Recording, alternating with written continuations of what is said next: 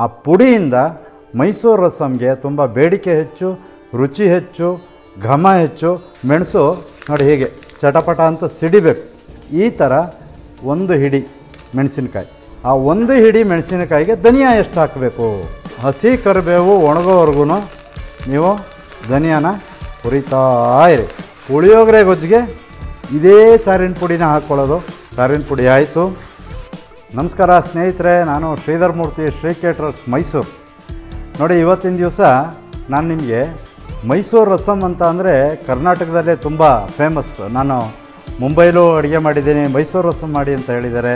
ದೆಹಲಿ ಒಳಗಡೆ ಮಾಡಿದ್ದೀನಿ, ಅಲ್ಲೂ ಕೂಡ ಮೈಸೂರು ರಸಮ್ ಮಾಡಿ ಅಂತ ಹೇಳ್ತಾರೆ. ಸೊ ಆ ಮೈಸೂರು ರಸಮ್ಮು ಯಾತಕ್ಕೆ ಜನ ಇಷ್ಟಪಡ್ತಾರೆ ಅಂತ ಅಂದರೆ ಅದಕ್ಕೆ ನಾವು ಮಾಡ್ಕೋತೀವಲ್ಲ ಪುಡಿ, ಆ ಪುಡಿಯಿಂದ ಮೈಸೂರು ರಸಮ್ ಪೌಡರ್, ಸಾರಿನ ಪುಡಿ ಅಂತ ಏನು ಹೇಳ್ತೀವಿ, ಅದನ್ನು ನಾವು ಮಾಡ್ಕೋತೀವಲ್ಲ, ನಾವೇನು ಹುರ್ಕೋತೀವಿ, ಬೇಕಾಗಿರೋವಂಥ ಇಂಗ್ರೀಡಿಯೆಂಟ್ಸು ಒಂದು ಪ್ರಮಾಣದಲ್ಲಿ ಅಳತೆಯಲ್ಲಿ ಹಾಕ್ಕೊಂಡು ನಾವು ಹುರ್ಕೋತೀವಿ. ಆ ಹುರಿದಿರೋವಂಥ ಮಸಾಲೆನ ಮತ್ತೆ ಪೌಡ್ರ್ ಮಾಡಿ ಇಟ್ಕೊತೀವಿ. ಏರ್ ಟೈಟ್ ಕಂಟೈನರಲ್ಲಿ ಇಟ್ಕೊಂಡ್ರೆ ಒಂದು 6 ತಿಂಗಳು ಇಟ್ಕೊಬೋದು. ಆ ಪುಡಿಯಿಂದ ಮೈಸೂರು ರಸಮ್ಗೆ ತುಂಬ ಬೇಡಿಕೆ ಹೆಚ್ಚು, ರುಚಿ ಹೆಚ್ಚು, ಘಮ ಹೆಚ್ಚು. ಒಟ್ಟಾರೆ ಮೈಸೂರು ರಸಮ್ ಸೂಪರು. ನೋಡಿ, ಇವಾಗ ನಿಮಗೆ ತೋರಿಸ್ಕೊಡ್ತೀನಿ.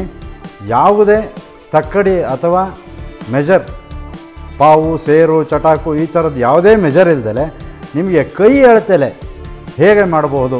ಮನೆಯಲ್ಲಿ ಹೆಣ್ಣುಮಕ್ಕಳು ಸಾರಿನ ಪುಡಿ ಬೇಕು, ಸಾರಿನ ಪುಡಿ ಬೇಕು ಅಂತ ಹೊರಗಡೆ ಎಲ್ಲ ತೊಗೊತಾರೆ.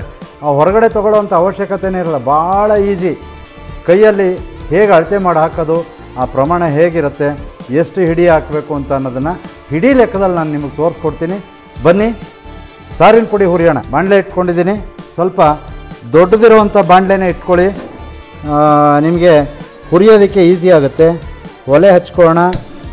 ಒಲೆನೂ ಹಚ್ಕೊಂಡೆ. ಇದಕ್ಕೆ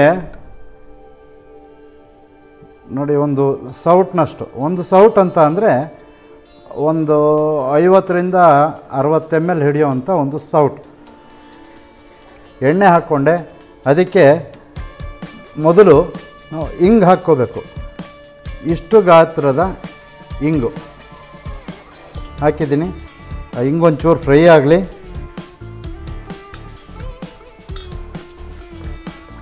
ನೋಡಿ, ಹಿಂಗಾಗಿದೆ. ಮೊದಲು ನೋಡಿ, ಒಂದು ಹಿಡಿ ಈ ಥರ ಹಿಡಿ ಹಿಡ್ಕೊಳ್ಳಿ.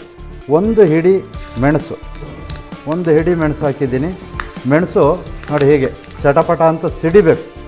ಅದು ಸಿಡಿದೇ ಇದ್ದರೆ ಆ ಮೆಣಸಿನ ಘಮ ಸಾರಿನ ಪುಡಿ ಒಳಗಡೆ ಬರೋದಿಲ್ಲ.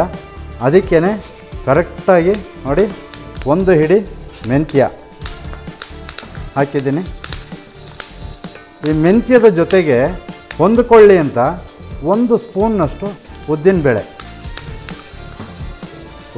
ಕೂಡ ಹಾಕ್ಕೊಂಡೆ. ಸ್ವಲ್ಪ ಉರಿ ಕಡಿಮೆ ಇರಲಿ ಉರಿಯೋವಂಥ ಟೈಮಲ್ಲಿ, ಯಾಕೆಂದರೆ ಬೇಗ ಹಾಕಲಿಕ್ಕೆ ನಿಮಗೆ ಕನ್ಫ್ಯೂಸ್ ಆದಾಗ ಟೈಮ್ ತೊಗೊಂಡ್ಬಿಡುತ್ತೆ. ನೋಡಿ, ಮೆಂತ್ಯ ಕೆಂಪಾಗಬೇಕು. ಕೆಂಪಾಗ್ತಿದೆ. ಕೆಂಪಾದ ಮೇಲೆ ಏನು ಮಾಡಬೇಕು, ನೆಕ್ಸ್ಟು ಮೆಣಸಿನಕಾಯಿ ಯಾವ ಪ್ರಮಾಣ, ಅದು ಕೂಡ ಒಂದು ಹಿಡಿ. ಈ ಥರ ಒಂದು ಹಿಡಿ ಮೆಣಸಿನಕಾಯಿ ಹೀಗೆ ಹಿಡಿಬೇಕು ನಿಮ್ಮ ಕೈ ತುಂಬ. ಈಗ ಪ್ರತಿಯೊಬ್ಬರ ಕೈ ಅಳತೆ, ಕೈ ದೊಡ್ಡದು ಚಿಕ್ಕದು ಇರುತ್ತೆ. ಆವಾಗ ಏನು ಮಾಡೋದು ಅಂತ ನಿಮ್ಮ ಮನಸ್ಸಲ್ಲಿ ಒಂದು ಪ್ರಶ್ನೆ ಬರ್ಬೋದು. ಆವಾಗ ನಿಮ್ಮ ಕೈ ಪುಟ್ಟದಾಗಿದ್ರೂ ಆ ಪುಟ್ಟ ಕೈಯಲ್ಲಿ ಒಂದು ಹಿಡಿ, ಎಲ್ಲ ಅವರವರ ಕೈಗೆ ಅನುಸಾರವಾಗಿ ಇದರ ಕ್ವಾಲಿಟಿ ನಾನು ಹೇಗೆ ಹೇಳ್ತಾ ಇದ್ದೀನಿ ಹಾಗೇ ಬರುತ್ತೆ. ಅದರಲ್ಲಿ ಯಾವುದೇ ಕನ್ಫ್ಯೂಷನ್ ಬೇಡ. ಪುಟ್ಟ ಕೈಗೂ ಅಷ್ಟೇ, ದೊಡ್ಡ ಕೈಗೂ ಅಷ್ಟೇ. ನಿಮ್ಮ ಕೈಯಲ್ಲಿ ನಾನೇನೇನು ತೋರಿಸ್ಕೊಟ್ಟೆ, ಒಂದು ಹಿಡಿ ಮೆಣಸು, ಒಂದು ಹಿಡಿ ಮೆಂತ್ಯ, ಅರ್ಧ ಹಿಡಿ ಉದ್ದಿನಬೇಳೆ, ಒಂದು ಹಿಡಿ ಮೆಣಸಿನಕಾಯಿ. ಆ ಒಂದು ಹಿಡಿ ಮೆಣಸಿನಕಾಯಿಗೆ ಧನಿಯಾ ಎಷ್ಟು ಹಾಕಬೇಕು ನೋಡಿ. 1 2 3 4 5 6 7 ಇಲ್ಲೊಂದು ಚೂರು ಮಿಕ್ತು, ಯಾಕೆ ಮಿಕ್ಸೋದು, ಹಾಕ್ಕೊಳ್ಳೋಣ. 7 ಹಿಡಿ ಧನಿಯಾ ಹಾಕಿದೆ ನೋಡಿ. ಹೀಗೆ ಹುರ್ಕೋಬೇಕು. ಆ ಧನಿಯಾ ನಾವು ಎಷ್ಟು ಚೆನ್ನಾಗಿ ಲೋ ಫ್ಲೇಮಲ್ಲಿ ತುಂಬ ಹೊತ್ತು ಹುರಿತೀವಿ, ಆವಾಗ ನಿಮಗೆ ಅದರ ಘಮ ಭಾಳ ಚೆನ್ನಾಗಿ ಬರುತ್ತೆ. ಹುರಿತಾ ಇದ್ದೀವಲ್ವಾ, ಹೀಗೇ ಒಂದಷ್ಟು ಹುರ್ಕೊಳ್ಳಿ. ಇದೇ ಸಮಯದಲ್ಲಿ ನೋಡಿ, ಇಷ್ಟು ಕರಿಬೇವು ಹಾಕ್ಕೊಂಡೆ. ಆ ಕರಿಬೇವು, ಹಸಿ ಕರಿಬೇವು ಒಣಗೋವರೆಗೂ ನೀವು ಧನಿಯಾನ ಹುರಿತಾ ಇರಿ. ನೋಡಿ ಹೀಗೆ ಹುರಿತಾ ಇರಬೇಕು. ಇದು ಮೈಸೂರು ರಸಂ ಪುಡಿ. ಇದನ್ನು ಕಲ್ತ್ಕೊಳ್ಳಿ. ನೀವು 6 ತಿಂಗಳು ಬೇಕಾದರೂ ಮಾಡಿ ಇಟ್ಕೋಬೋದು, ವರ್ಷಕ್ಕೆ ಬೇಕಾದರೂ ಮಾಡಿ ಇಟ್ಕೋಬೋದು. ಅಂದರೆ ನಿಮ್ಮ ಮನೆಯಲ್ಲಿ ಯಾವ್ಯಾವ ಸೈಜಿನ ಬಾಣಲೆ ಇರುತ್ತೆ ಆ ಸೈಜ್ಗೆ ಅಷ್ಟೇ ಬೇಕಾದರೂ ಒಂದೊಂದು ಹಿಡಿ ತೋರಿಸಿದ್ದೀನಿ. ಇದನ್ನು ಅರ್ಧ ಹಿಡಿಗೆ ಕಡಿಮೆ ಮಾಡಿಕೊಂಡು ಕೂಡ ನೀವು ಹುರಿದು ಎತ್ತಿಟ್ಕೋಬೋದು. ನೀವು ಅಲ್ಲೇ ಒಂದೊಂದು ತಿಂಗಳಿಗೆ ಮಾಡ್ಕೊಳ್ಳಿ. ಭಾಳ ಸುಲಭ ವಿಧಾನದಲ್ಲಿ ನಿಮಗೆ ಸಾರಿನ ಪುಡಿ ಹುರಿಯೋದು ಹೇಗೆ ಅಂತ ತೋರಿಸ್ಕೊಟ್ಟಿದ್ದೀನಲ್ವ. ನೀವು ಪ್ರತಿ ತಿಂಗಳು ಮಾಡಿಟ್ಕೊಳ್ಳಿ. ನಿಮಗೆ ಭಾಳ ಫ್ರೆಶ್ ಆಗಿರುತ್ತೆ. ನೀವು ಮಾಡೋವಂಥ ತಿಳಿ ಸಾರು ಕೂಡ ಚೆನ್ನಾಗಿರುತ್ತೆ. ಹಾಗೆ ಇದನ್ನು ಇನ್ನೊಂದು ಐಟಮು ಬಳಸ್ಬೋದು. ಯಾವುದು ಹೇಳಿ? ಗೊತ್ತಾಗಲಿಲ್ಲ. ಇದೇ ಪುಳಿಯೋಗರೆ ಗೊಜ್ಜಿಗೆ ಇದೇ ಸಾರಿನ ಪುಡಿನ ಹಾಕ್ಕೊಳ್ಳೋದು. ಮುಂದಿನ ವೀಡಿಯೋದಲ್ಲಿ ನಾನು ನಿಮಗೆ ಪುಳಿಯೋಗರೆ ಗೊಜ್ಜು ಮಾಡೋದು ಹೇಗೆ ಅಂತ ತೋರಿಸ್ತೀನಲ್ಲ, ಆವಾಗ ಇದೇ ಥರ ಪುಡಿನೇ ಸಾರಿನ ಪುಡಿ ಹಾಕ್ತಾಯಿದ್ದೀವಿ ಅಂತ ಹೇಳ್ತೀವಲ್ಲ, ಆ ಸಾರಿನ ಪುಡಿ ಇದೇ ಸಾರಿನ ಪುಡಿ, ಮೈಸೂರು ಸಾರಿನ ಪುಡಿ. ಈ ಕಡೆ ನೋಡಿ, ನಿಮಗೆ ಗೊತ್ತಿರುತ್ತೆ, ಮೈಸೂರು, ಬೆಂಗಳೂರು ಮತ್ತು ಈ ಕಡೆ ಎಲ್ಲ ಪುಳಿಯೋಗರೆ ಭಾಳ ಚೆನ್ನಾಗಿರುತ್ತೆ. ಯಾಕೆ ಹೇಳಿ? ಈ ಸಾರಿನ ಪುಡಿಯಿಂದ.